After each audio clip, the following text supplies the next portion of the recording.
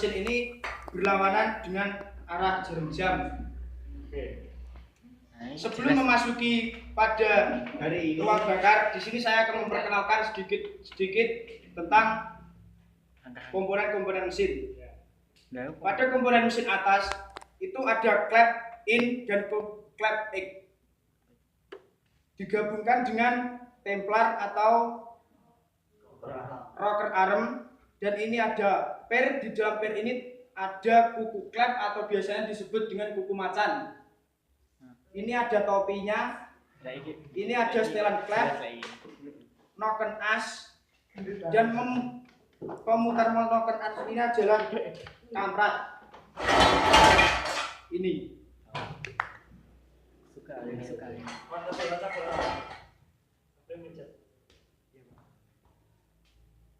Dan ini pada apa tuh Pak?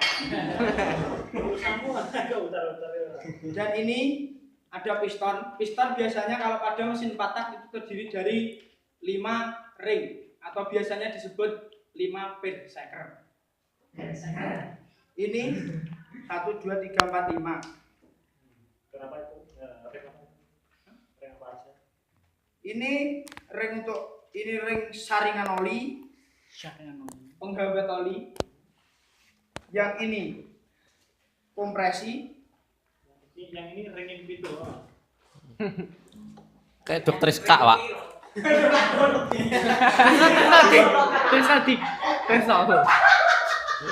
Ya. Dan selanjutnya saya akan menjelaskan siklus kerja mesin. Ini ringin pintu. Pertama, mesin olahraga itu memerlukan 4 langkah kerja. Yang pertama adalah langkah hisap.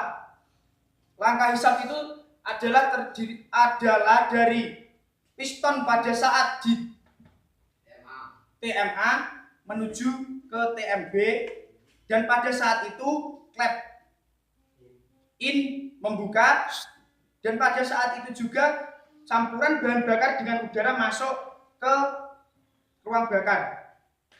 Ini. Yang kedua, yang selanjutnya itu langkah usaha kompresi. Nah, pada saat langkah kompresi, shaker piston itu dari TMB menuju ke TMA. Pada saat sebelum 10 derajat mengenai TMA, bunga api sudah dipercikan. Pemercikan bunga api dari magnet. Jeler. Dan ini pada saat itu piston kembali lagi ke TMB untuk melakukan usaha. Setelah kan tadi apa sih? Usaha tadi, Pak. Kedua klep ini menutup. Pada saat itu, setelah itu klep bekerja lagi ke atas untuk melakukan pembuangan. Semakin besar kompresi, maka semakin cepat putaran ini. Menuju bandul. Bandul itu apa?